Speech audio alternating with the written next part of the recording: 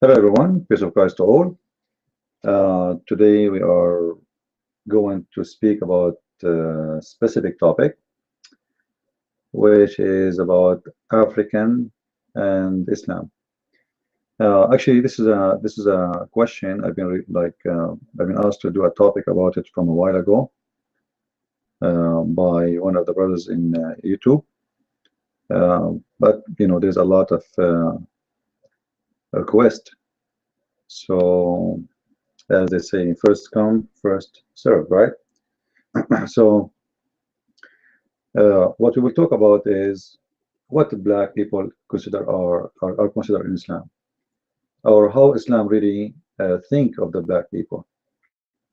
Now, for sure, uh, when we say black people. They are people like us, and there is no different or differentiation between black and white, especially for God.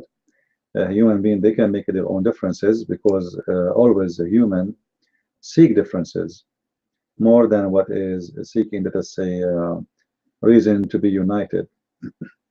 So people love to discriminate each other, and sometimes it's based on color, sometimes it's based on ethnic group, or sometimes based on religion or gender, etc. So discrimination is something is part of a human being history and life, and discrimination is done by every race.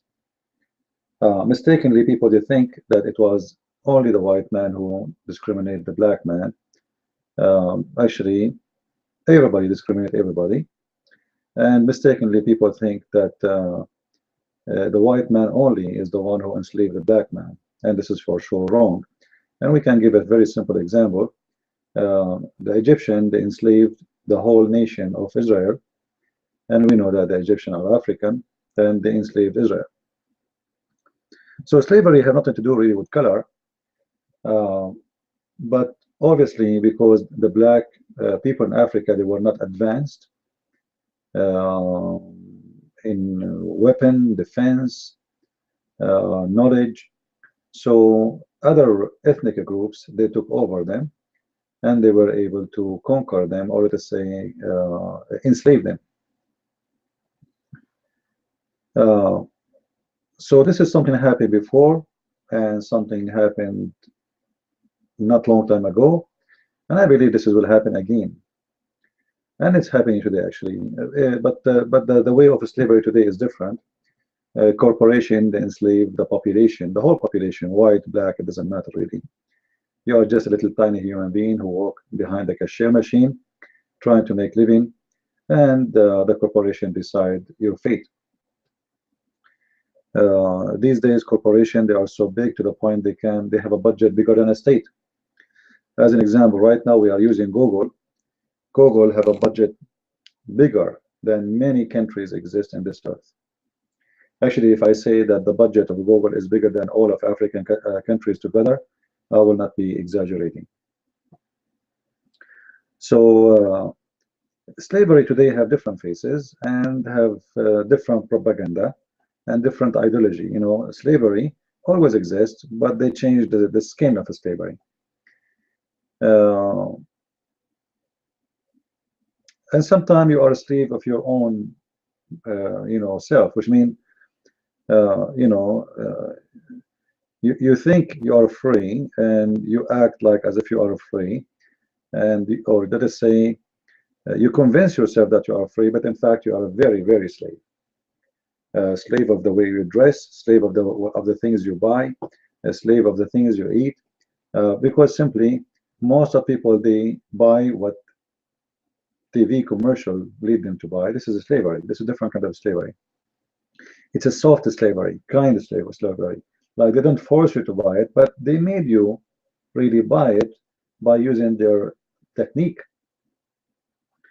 You see, when they make commercial, the commercial is made by very highly qualified people who understand like they study the psychology of a human being. So what they do, they study how to drive you to do something for them, which is buying from them. or even doing something. Even governments, when they decide to make decisions, those government, they have a high quality scientist who they study human nature and the behavior of a human nature, and then based on that, they make decision which is going to lead into something else. So it's not really what people think. That's slavery is just one way. Like I just capture a man or a woman and I made them my slaves. That is not really necessarily the case. Anyway, today I'm just trying to share some thought with you, so all of us will think about it, because we don't want people to believe that we are out of slavery. We are still living in the slavery right now, and we will always be living in the slavery until the kingdom of God comes. And as I said, the reason is the greed of the man. It doesn't matter what kind of man, a white man, black man, it doesn't matter. You see in a poor area where a black man, he control black people too, if he can, but for sure not everyone do that. There's good, there's bad everywhere. So now what we will talk about, and this is my topic actually, it's about Islam and slavery. Before I made many videos actually about it, and my book, The Deception of Allah, I'm not sure how many of you have it. You can get it from Amazon.com. I have a big chapter about slavery in my book, especially about Bilal, because Bilal, the Muslim, they use his name to deceive the African American, to make them, and African in general actually, to make them believe that Islam do not differentiate between black and white.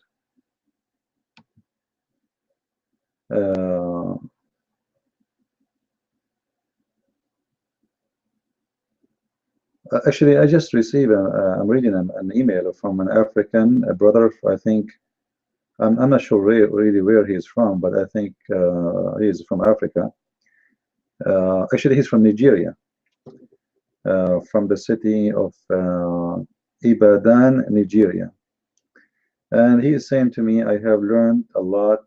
God bless you. I would be glad if we have a shop of your book in Nigeria so we can access it, etc. Your blessings since I met you online. God bless you, your wisdom.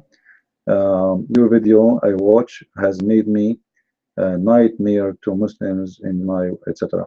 So he is like happy for learning from my videos, and that will make me really happy.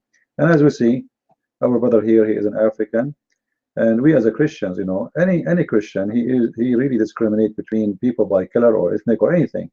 He is no Christian. Christianity is far away from discriminating. The second you discriminate, you do not know God. You do not know why God is, made you exist. It's a foolishness behavior. It's a selfish, and it's disgusting. And at the end of the day, discriminating someone will not make you comfortable, really. It's about based on hate. That means you have hate in your heart, and you can't get away with it. And hate something is very dangerous, because hate, what I know about hate, is the same as poison. You don't drink as liquid, but it is killing your body. You don't see it, but you live it. And hate is very, very ugly. And the only way for you to discriminate is to have hate. And for sure, you add reasons for that, and or it can be just for because you want to make money of people, etc. You want to use them and abuse them. Like you can be a black person, but you discriminate your own kind, just because you are a selfish man who like to make money. Like in certain time, black people, they used to capture black people and sell them to the white man. So the crime here is involved the white and the black, not only the black, not only the white. because there's a buyer and there's the one who capture. In the time when the African American, they used to be sold in America, the one was buying it. He was buying from the Arab in North Africa. All the slavery was coming from North Africa. Actually, you can do a little search and Google. I'm not going to do that for you. There's tons of source of that, and you will see how the Arab African they use to capture, especially Morocco, Algeria, Libya, etc. Especially Morocco, actually, because they are very close from Spain. You know, there's a few kilometers in the water between Spain, the Spanish shore and Morocco. So it was a very, very busy market for slavery, which is Morocco. So now we want to see how Islam look at African Americans specifically, not just in slaves, because there's slaves. As we said, in the old days, there's slaves, even there's white slaves. The Roman, they used to own all kind of slaves. You know, you lose your property, you became a slave of somebody. That doesn't matter if your eyes is blue or if you are black. A slave is a slave. And there is many books you can read about that. You will see even those who they used to be one day a prince, the Caesar, he got angry from him, he make him a slave. So slavery was kind of a lifestyle for some time. In the same time, Muslims today, they brag too much about, or they speak too much about how wonderful Islam was regarding dealing with the African slaves. So we want to see here really. I'm going to show you what Muslims consider the good side, just to be sure I'm not picking up my cherries, and we will show everything. In front of us here we have a hadith, and for those who do not know what hadith mean a speech made by Muhammad, and this speech is recorded, and Muslims collect it in the books. This is why it's called hadith book. Now, this is the book of Sunan Ibn Dawud. By the way, the hadith book is six. I mean, the hadith book are many actually, but there's six collections. Six collection is considered correct. Six of them, you know, like Sahih Bukhari, Sahih Muslim, At-Tirmidhi, Abu Dawud. You know, what I mentioned: At-Tirmidhi, Ibn Dawud, Sahih Muslim, Al-Bukhari.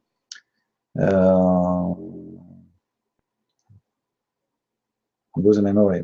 At-Tirmidhi, Muwatta Malik. Anyway, so they are totally six hadith book, and for sure there's a lot more books, but those are not really the top. Those six collections are the top. Now here in front of us we see one of the Sahih books, and the hadith in front of us. However, here you see the Muslim, they say this is da'if. Da'if in Arabic mean weak, but weak doesn't mean it's not good. Weak still. I played a video about it. You can search in YouTube. There is a video made by a guy. His name Sheikh Hamza. Just type Sheikh Hamza weak hadith, and you will see his speech, and he will explain to you that weak hadith in Islam does not mean it is bad. Actually, it means it pass. It pass. All right. So Muslims, they try to fool you usually and say da'if, it's mean it's not accepted. However, I'm choosing this one because supposedly this one is good. So if the Muslim want to consider it da'if, which means they want to say we're rejected, let them reject it. It's up to them. Supposedly it's good. The Muslims always do, they mention this hadith actually, but in fact this hadith is really bad. A man brought the Prophet a black slave girl. He said, Messenger of Allah, you know, on me I have like a duty of to free as like a believing slave. It's due on me. He asked her, which means the messenger, he asked the woman, the slave, the black slave. Where is Allah? She pointed her her fingers to heaven, and then he asked her, "Who am I?" She pointed to the Prophet, all right, and to the heaven. Look, obviously, this girl, you know, she understands a little bit of Arabic, but she don't speak Arabic. This is why she is not talking. Which mean she is saying, which mean that to say, you are the messenger of Allah. He then said, set her free. She is a believer. Now, if you analyze this hadith, you will see how bad it is, because this black slave, she was granted freedom because she is a believer. So Muhammad, he had to go through examination step by step, and you will notice here that Muhammad, he told them and he encouraged them to free believing slaves. Believing slave, not any slave, believing slave. So which means the release of a slave in Islam have to do with joining Islam. And I believe this was one of the way of Muhammad propaganda, especially in the beginning, to increase the number of Muslims. Because the news now will say is, you know what, if you are a black slave and you want to earn your freedom, became a believer slave. So it was a very evil plan to make people convert. You know, imagine yourself, you are a slave. You know what slave means? I think it's something disgusting, right? Especially if you are a female, where people rape you, your dignity is lost. Anyone he can take you, your master can lend you out as if you are a sex toy. They can use you anywhere. He can force you into prostitution. Actually, the Quran says that. So the Quran says, force not your girls into prostitution if they choose a chastity, which means if a slave girl, she chooses chastity, force her not. But if she is okay with it, that's fine then. But if you force them, Allah is all merciful. So slave girls was used for prostitution, big deal, with no question. But you will notice here that this case is not really the case anymore. Muhammad, maybe in the beginning, he practiced this to free some slaves in order to encourage slaves to join his religion. All right. But later, the plan will change when Muhammad, he had enough number.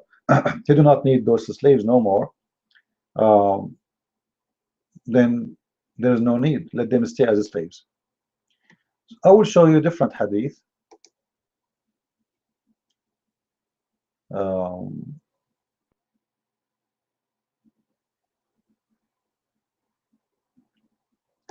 You will see here Muhammad in his house, all his servants are black slaves, like we know about Bilal, very well known. But in this case here, you will see, I came and behold, Allah Messenger was staying on the mashraba. It's like a high place. And the black slave of Allah Messenger was at the top of its stairs. So what Muhammad he have in his house? He have a black slave. He's not a black man, he is a black slave. So Muhammad, he owns slaves who live in his house, and this is not a secret. And actually one of the names of Muhammad was Ba'i'ul Abid. Ba'i'ul Abid, which means he sells slaves. And actually I will show you some hadith about that. So you see here that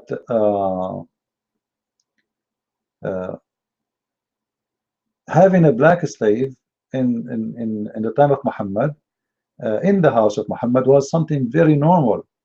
You know, God knows how many black slaves, to the point Umar al-Khattab, you don't even remember his name. You see, when you say Umar al-Khattab is a person who come every day to the house of Muhammad, all right, but yet he cannot remember the name of the black slave, because obviously there's a lot of them. And a black slave of Allah Messenger was in the top of its stairs. So how many black slaves Muhammad has? We do not know. All right. Let us see different hadith.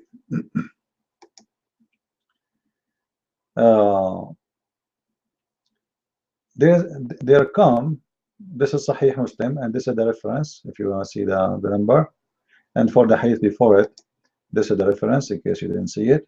All right, let's go back.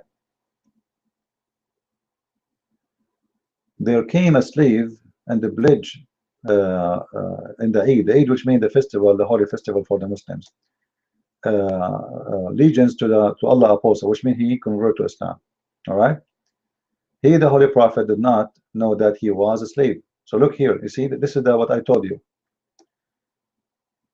Slaves, they heard that if they convert to Islam, then freedom, Muhammad, he will work to free them. As we showed you from the case of the women.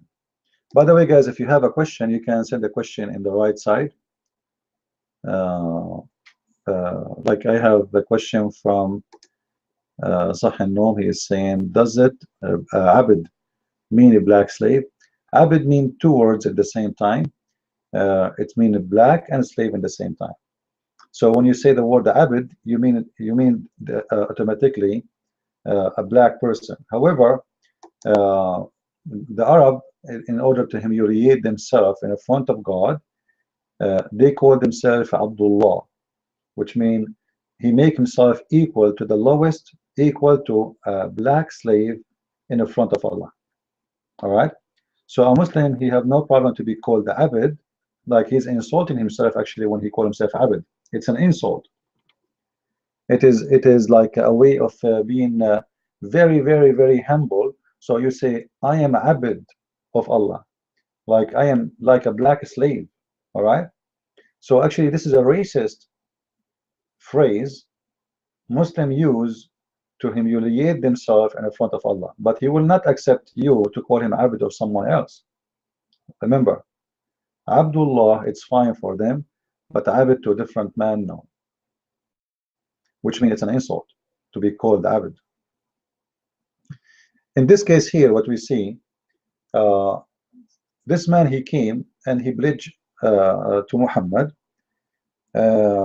promising him to emigrate with him and to be a Muslim, to migrate with him to a different city.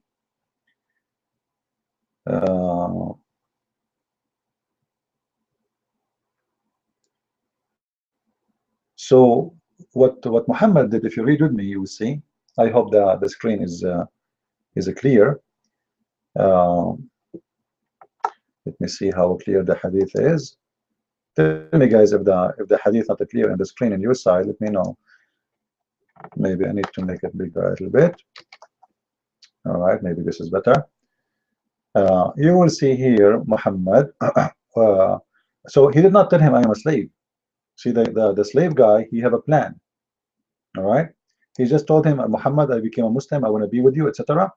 Then there come his master, and he demand him back. So the guy is trying to escape being a slave. He want to go with Muhammad to migrate. You see the plan? Obviously, the slave is not really interested of Muhammad. He wanna get his freedom. He's buying his freedom by joining Muhammad. Whereupon Allah apostle said, sell him to me. Here we go. The bargain start. And he bought him for 2 black slaves. Here we have to stop and think about it.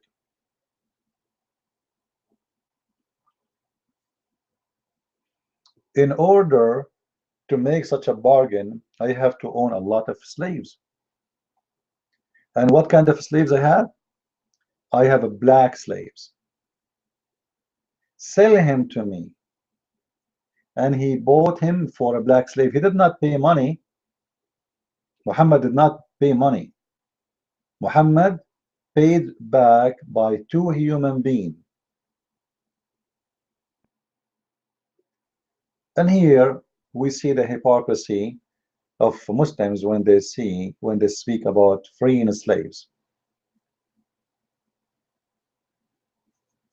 it's obvious that all what Muhammad wants, he wants slave to join him because he's very short in number, and uh, that was a plan. Later he will use them as a fighters, but those people, they have nothing, you know, they have no family, they are captured from Africa. They you know, simply imagine yourself in that situation. You are no one, sadly. You are taken out of your roots and you are put in there, and now it's time to survive. So now you have a new master. uh, you might call yourself a free, but who dare now to leave Muhammad? Who dare to leave Muhammad? Muhammad, he bought him for 2 slaves, so obviously he is a slave again.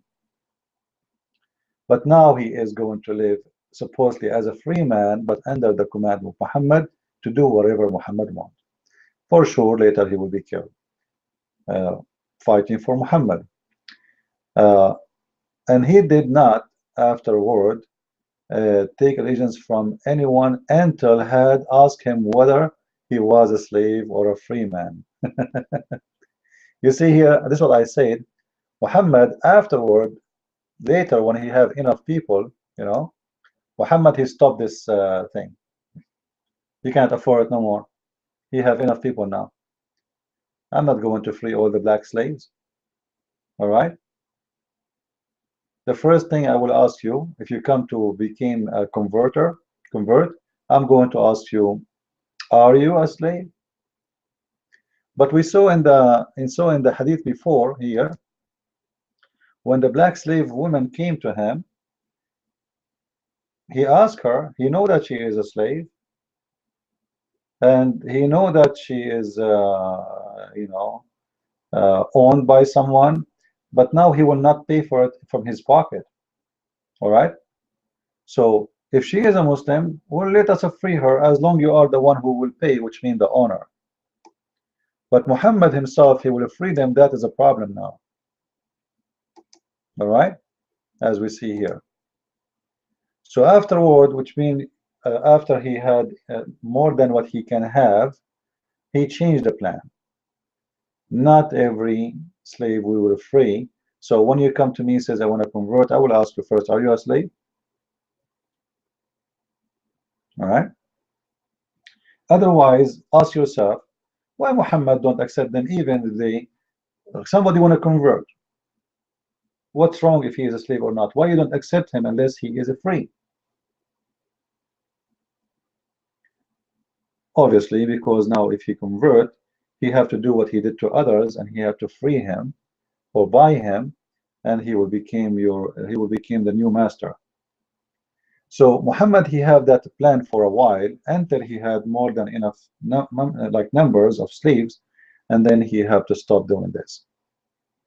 But the most important here in this hadith, that Muhammad is exchanging slaves by slaves. So it's like a stock market. In order to deal with it, to have a business in the stock market, I have to buy stocks.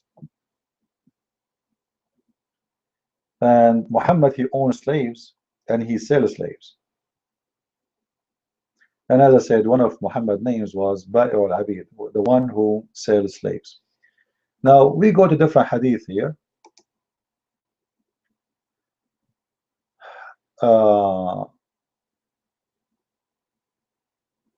Here I wanna speak about the color and racism,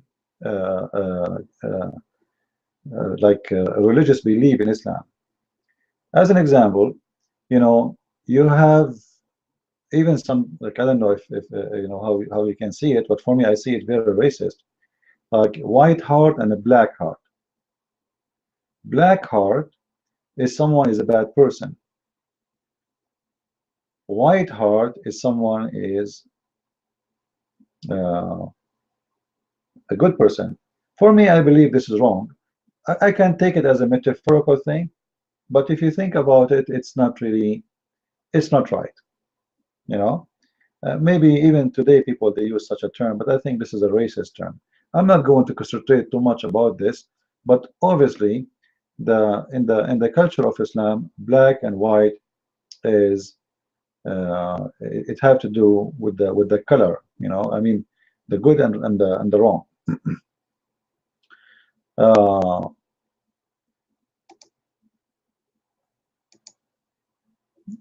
let us see here this hadith.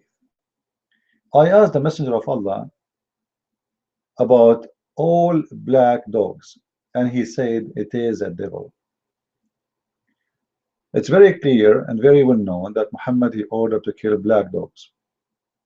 All right, any dog is black, we should be killed. But what is the reason? What is the secret behind killing black dogs? By the way, not only black dogs, black cats, black horse.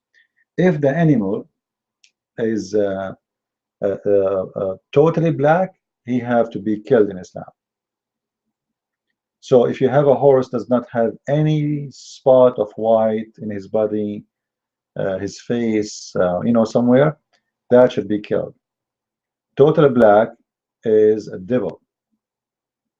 And this is what we see here in this case. In this case here, black dog should be killed. They are not talking just about a black dog. They're talking about a black dog which is totally black, or a black cat. If you see a black cat, according to Islam, should be killed. Now, if the black cat have some white in it, or in the neck, like if she is lucky, have some white or other color, she can survive. They will not kill her. But if she is totally, if the cat totally white, totally black, sorry, then the death is a must. Now, if we think about this, the black dog is a devil, and this is the prophet of Allah, who is supposedly don't say things from his own desire. He is said by or base of the teaching of Allah.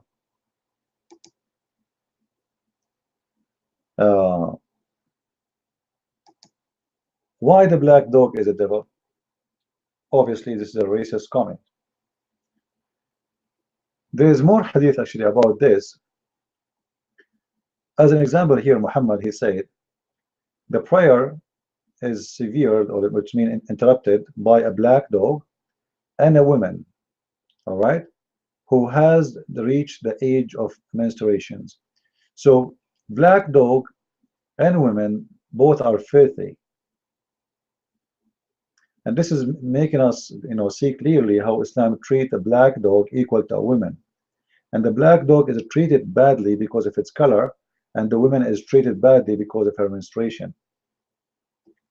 If we continue here,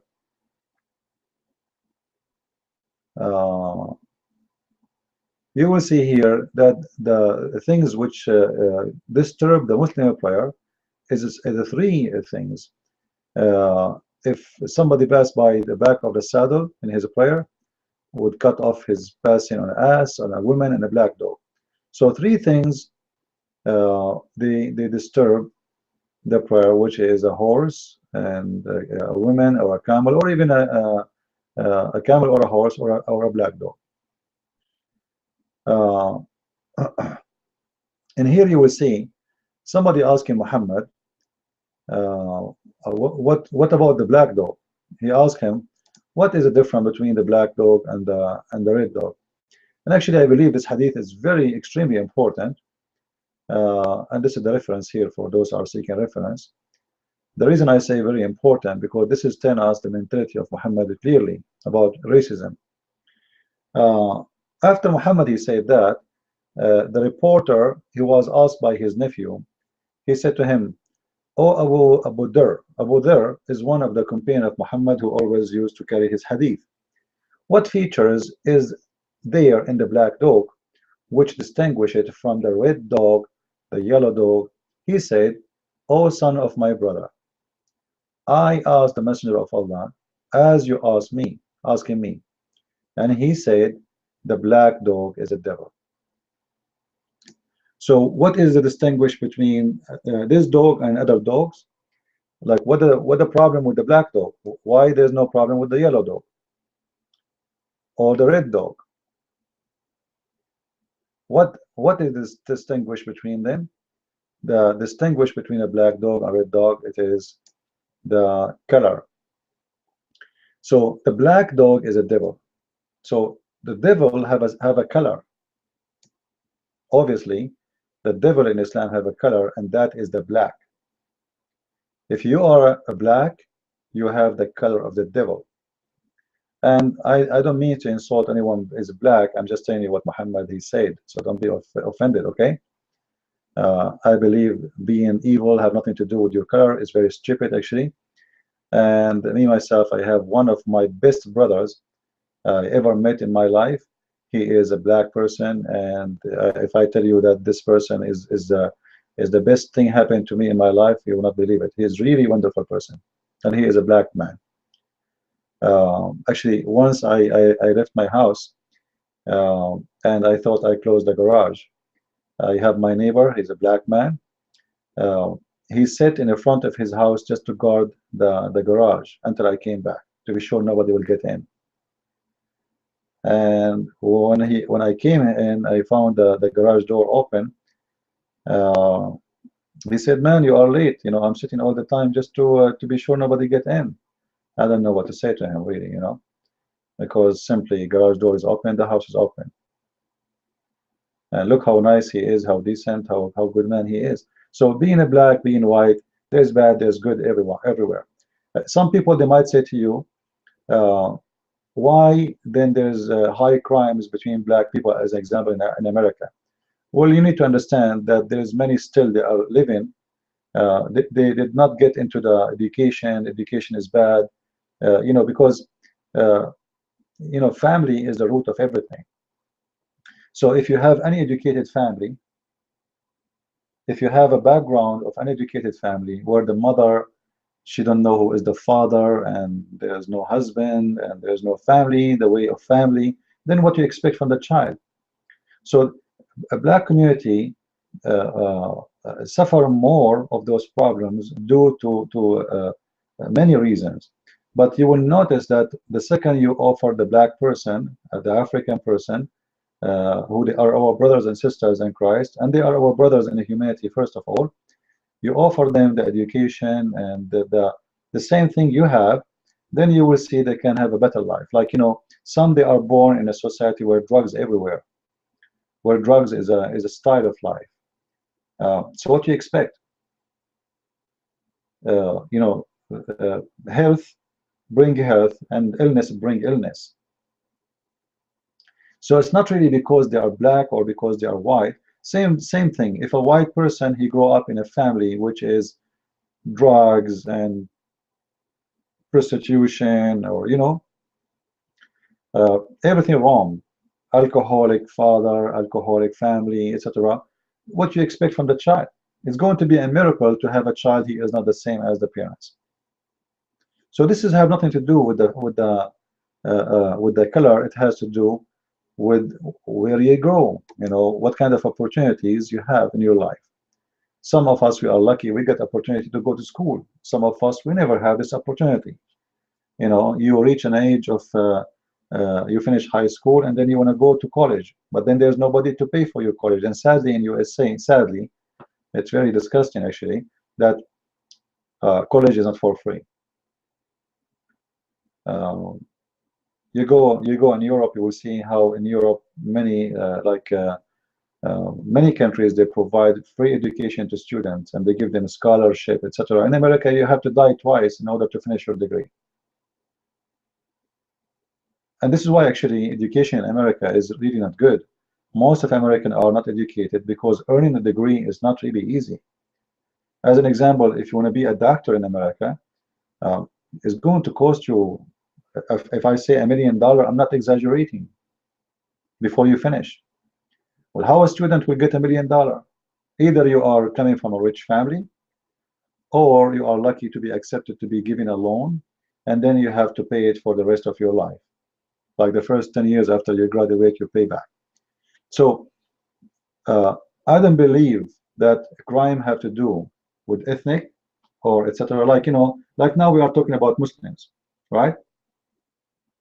Muslims, I don't talk about them as an ethnic, even though they consider themselves a nation. Muslim, they consider themselves a nation, an ummah. So for Muslim themselves, they think they are a nation, but in fact they are not. You know, Islam is not a race; it's a religion. The Muslim himself, if he don't grow, take a Muslim child, which means from a Muslim family, and let him grow in a Christian family. He will not be a terrorist. He will not think of committing suicide. He will not harm anyone. He don't want to kill anyone. Simply, it is where you grow. What they feed you when you are a child. I'm not talking about food, ideas, belief, etc. So the ideas and the belief, they change everything about you. It's not your color, it's not your ethnic, it's not where you are coming from. It is about how you grow up. Okay? As we say, garbage in, garbage out. So a Muslim now, he read this hadith. His prophet, the best man ever in his mind, says that the black dog is a devil. There's no way to convince him that the black dog is good. If he see a black dog, he will shoot him dead. For no reason, just because Muhammad, he said so. The yellow dog is fine. The red dog is fine. The black dog is a devil. Can you change that in his mind? No way. That's it. This is the prophet of Allah, police upon him, saying that. Who can discuss this topic with Muhammad? Like, can you even argue about it? Can you say this is not logical, this is not right? Who dare? Who dare to say to Muhammad, you are stupid? Right? So religion can shape a human being and can change his shape, actually, because you are what you believe. And now this person, he believes strongly that a black dog is a devil. Now, if we want to see, you know, like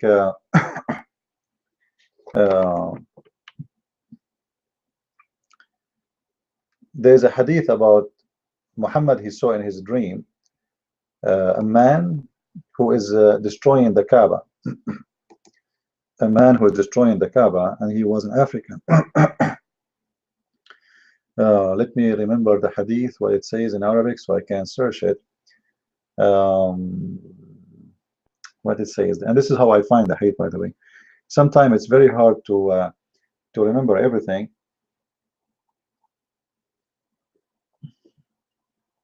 But maybe it's better to search for it in English, so you can learn with me how to find it yourself.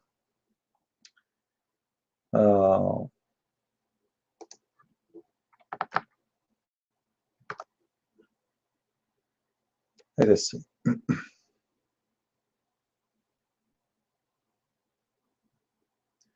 You will see here all of them, they are speaking about the black dog and a black man, and how the black color is infecting the religion of Islam.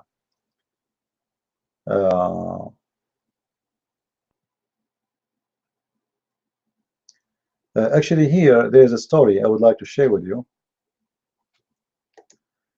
which I find really funny.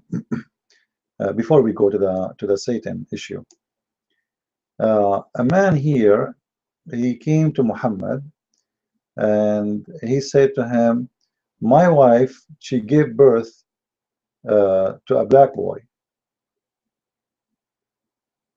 and in our house, in our families, we don't have anyone black. So Muhammad, he said to him, do you have camels? The man, he said yes. He said, what its color? He said red. He said, does it have a black? Like, you can read in English if I'm reading Arabic. He said, no, there's not even one of them are black, but there is some of them have like colors, you know, mixed. You know, so then he said, so how does it happen? Obviously, they took the color from them, you know. But if you think about it, how does happen actually? This is impossible. If the both parents are white, the son will not be black. What does have to do with the camels? Camels, they have sex all together, and you know, they don't have, like, it's not a race. Camels have many colors, and there is not one wife and one husband and one family and one nation, and they are separated. White men, white women in their family, they have no black. How the son is black? Obviously, Muhammad, he come with a very funny, stupid explanation. And for sure, you can come with your comment if you are a Muslim, try to defend that. Now we go back to the story of the black man is the devil, trying to find it.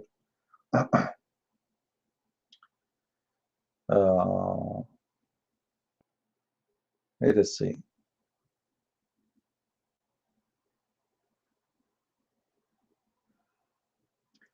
Actually, before I forget, as long as I'm here, let me search for the black stone, because this is another issue.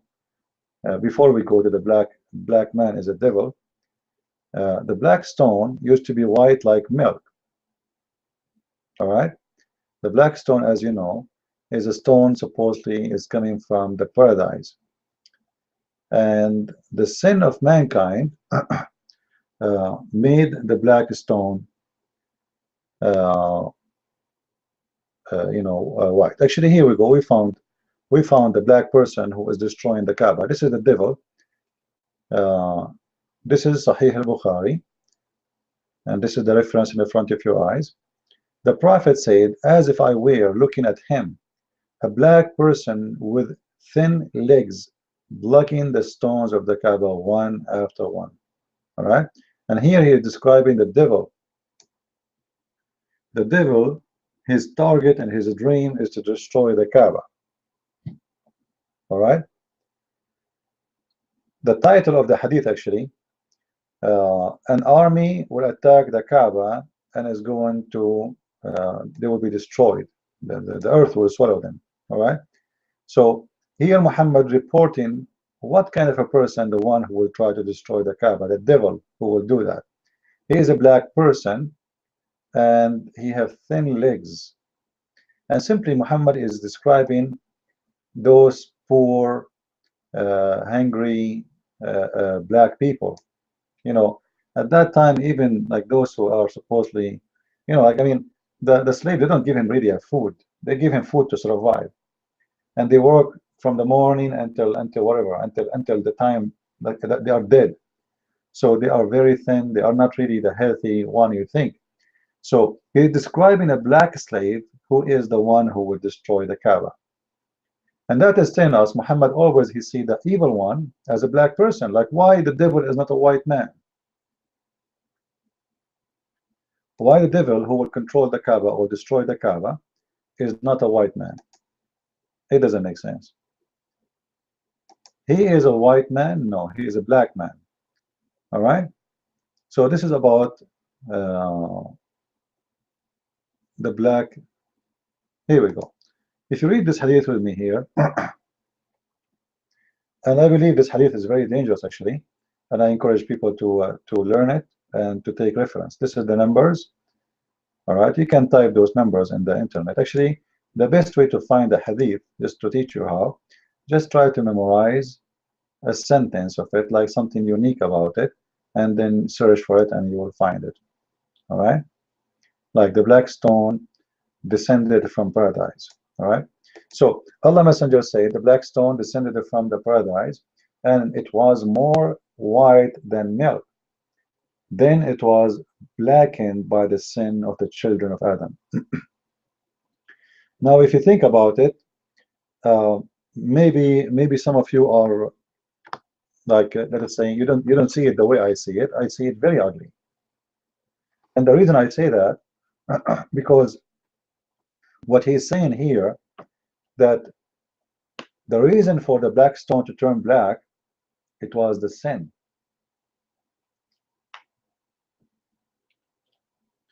Read with me carefully, please. It used to be, it was more white than milk. It was very white, more than milk.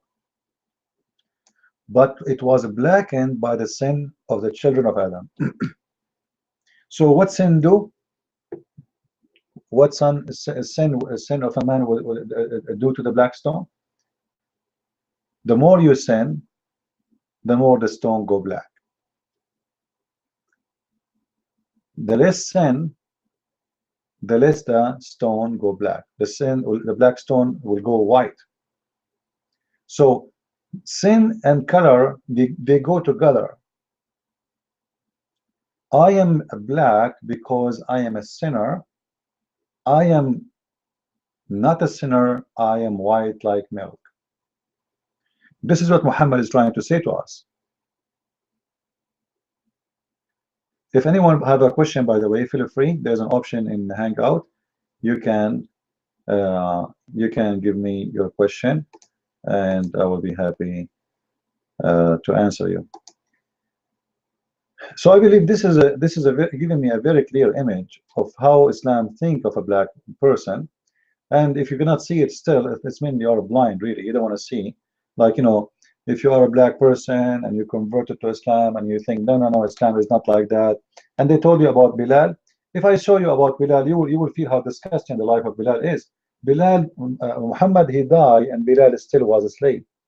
Did you ask yourself why Muhammad did not free Bilal? And you will see the poor Bilal. If I type Bilal, you will see a lot of hadith about Bilal. But Bilal simply, this is a different one. Bilal is a servant, you know. Prepare for us the food, Bilal. Clean the food, Bilal. You know, and Muhammad, he keeps saying things to Bilal, but Muhammad is simply, he don't care really for Bilal. Like, as an example,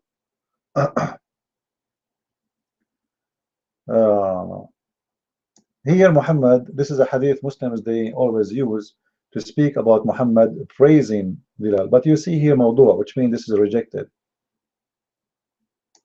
This is not accepted by Muslims. However, you will see Muhammad is the one, Bilal is just a servant who do things, and Muhammad, he fooled him. Bilal, you will be in heaven with us, Bilal. Free him. Free Bilal and later tell him about heaven. All right? Make him live as a free man. Bilal is the one who carry Muhammad's stuff. Bilal is the one who put things in his bags. Bilal is the one who put the sheets.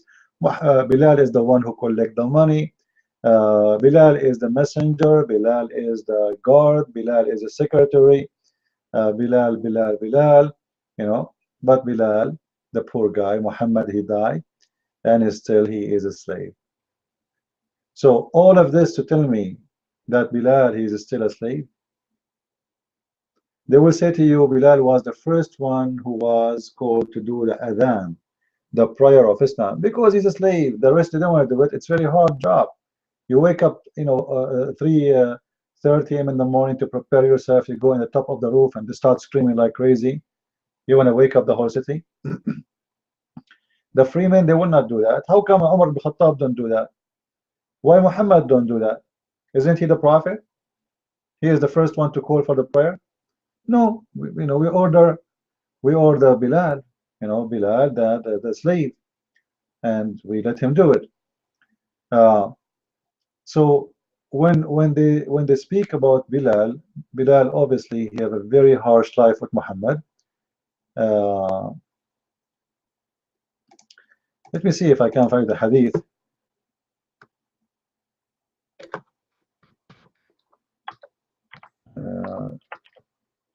Where he come to Abu Bakr. He come to Abu Bakr. Bilal, he come to Abu Bakr and he asked him, if you bought me for yourself, here we go. If you bought me for yourself, all right, well, you know what? Keep me for yourself.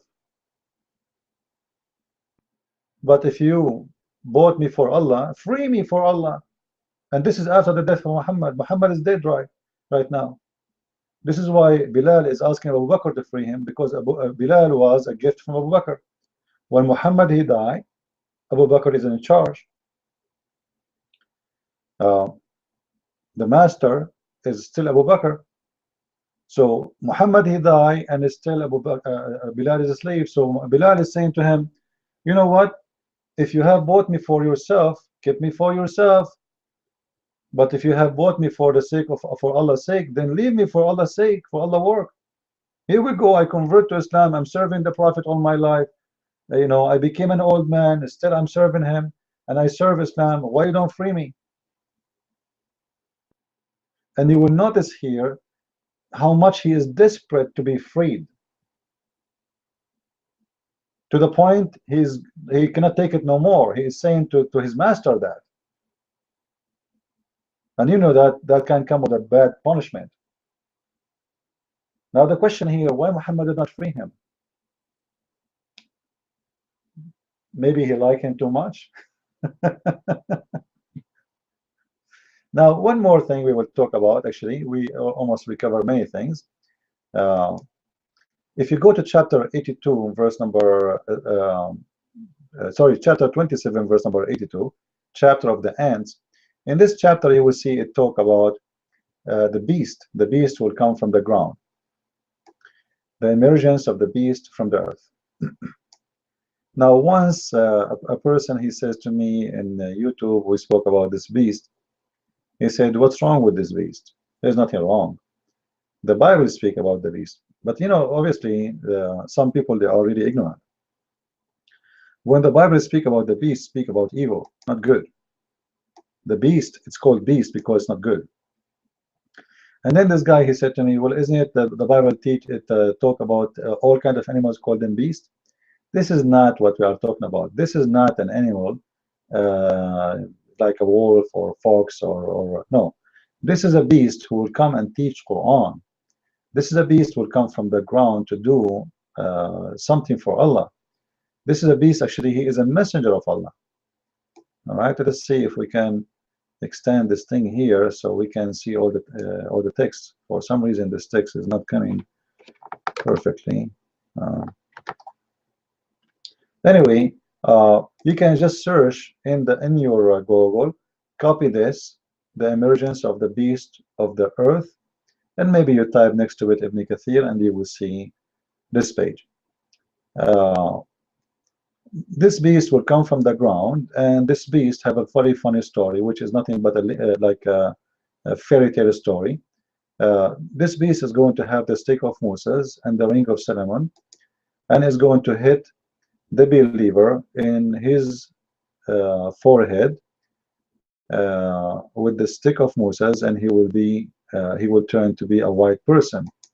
And he is going to hit the disbeliever with the ring of Solomon, and he will turn to be a black person. You can read the whole thing, but you know, just to save our time from this, I'm going to go where it says that. Here we go. تخرج دابة من الأرض ومعها عصا موسى وخاتم سليمان. A beast will come from the ground, with it the stick of Moses, or the staff of Moses, and the ring of Suleiman. And then is going to hit like was going to box you for the infidel with the ring.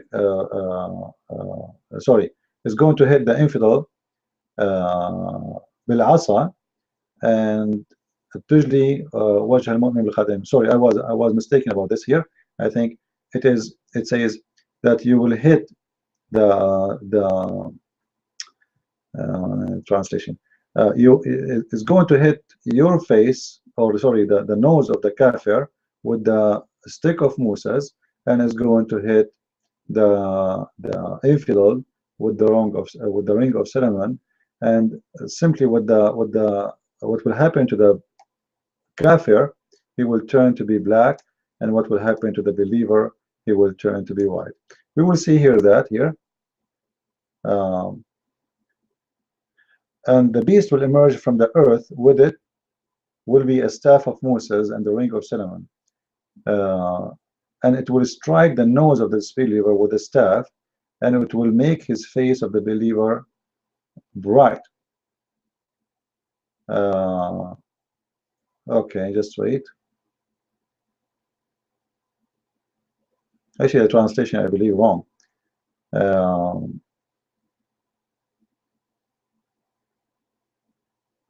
Because the one who will make it, as I see it here, the one who will make the one white, the disbeliever will be black for sure, and the believer will be white. but in here about the translation of the what will make it white. And here it says is going to hit the nose of the kafir by the stick of Moses. So the one who will make his face black actually should be the stick of Moses. However, this is what the translation say in front of you. I will try to make better translation when I make my notes in the coming translation for the Quran. So, and it will be strike the nose of the disbelievers with the staff, and it will make the face of the believer bright with the ring. Here we go. Yeah. So the ring will make the believer, and here the translation says bright. All right. The fact the bright here is about being white, very white. And if we go down, we will see that. Even though the Muslim translation tried to make it look nicer. Now here you will see the description of this beast. Before we continue in the strike, you will see this description is coming from the Bible. You know, the Bible speak about the beast. You will see Muhammad here is stealing a story from the Bible, which has nothing to do with Muhammad. He is saying here, its head like the head of bull, its eyes is like the eyes of a pig, its ears like the ears of an elephant, its horns like the horns of a stag, neck like the neck of an ostrich, chest like the chest of a lion, its color like the color of tiger, hinge like, etc. You know, you can read the whole story. So obviously Muhammad is stealing from the book of Revelation, you know, the description of the beast, and you can compare yourself and see how funny Muhammad is, because there it's about a beast who is not good. Here it's about something beast is good. As you see, this beast will make the bad ones black and the good ones white. Then he continue here. It will bring out with it the staff of Moses and the ring of Solomon. All right. So this is a beast given by Allah, the two authority, the authority of Moses and the authority of Solomon. What does that mean? The staff of Moses, if you think about it, the old Egyptian, they thought Moses' staff is a staff of magic. Obviously Muhammad, he think the staff of Moses can do magic, and this is why he mentioned the ring of Solomon, because if you remember, Solomon has a ring, and that ring can control the genie and even mankind. So the ring of Solomon and the staff of Moses is simply nothing but a control of magic, and there will be no believer left without it, making a white spot in his face, which will spread until his face was shining white. You see, when we said that before that it's going to be bright, what they mean by bright, that the believer will become shining white. So in heaven, and you will see that the disbelievers, Allah will turn them black. All right, so you do me, and there will be no disbeliever left without making it a black spot in his face, which will spread until his face is black. This is literally black, physically black, not metaphorical. So Allah will separate the believers and the disbelievers by color. All the good ones will be white, all the bad ones will be black, as you see in the front of your eyes. All right. So how much racism we can see, how much proof we need to prove that this is a racist religion? Why I cannot enter heaven unless I am white? Why Allah will make everybody before they enter heaven white? Why the Muslims, all of them, before they enter heaven, they should turn into white color? And why all the disbelievers who refuse Muhammad and Islam, Allah will make them black? Isn't it obvious that this is about, you know, racism? So it depends how much, you know, honest you are. If you cannot see it, I believe you are blind. However, I advise you, if you want to read more about you know, racism in Islam, you can read my book, The Deception of Allah, and you will see there I have a big chapter in my book regarding this, you know, this issue, showing you more and more reference so you can you debate about it. Especially if you are an African American, I advise you, you know, to share this video with your friends, and to you know, to like learn from it, take notes, uh, and use it as a great tool to debate Muslims about those issues. Obviously, the God who don't accept me to get into his heaven unless I am white, this is not a good God, and this is not even a justice. What my color have to do with me being in heaven? And why all disbelievers Allah? Obviously, being a black is a punishment. Obviously, in Islam, being a black is a punishment, as you see, because the one who will turn black is the disbelievers. Allah making all the believers white and all the disbelievers black. So you will spend your eternity in hell as a black person, and the Muslim, they will spend their eternity in heaven as white person. All right? How many more proofs I need to provide to show you that this is a very evil, racist religion? I think I cannot do more. With this, I will say thank you for being with us, and I want to say thank you for those who did donate. We have our donation. We have 21 supporters, which is very amazing. From all the thousands and thousands of people who watch my videos, and they claim they support me, only 21 they were real, and the rest they are just watching. Anyway, God is good, and I have a real appreciation for those 21. For me, I wish the number is $100, but the supporter is 1,000. I mean, you can donate to $1, but when you see only 21, that is showing you how many fake people are around who claim to be supporters, even though everybody share my videos, everybody learn from me, but when you ask them to do something, nobody is there. But the good ones are few, and this is what the Bible says, and the rest are Christians by name. Christ is Lord, Islam is false. And thank you for being with us. God bless.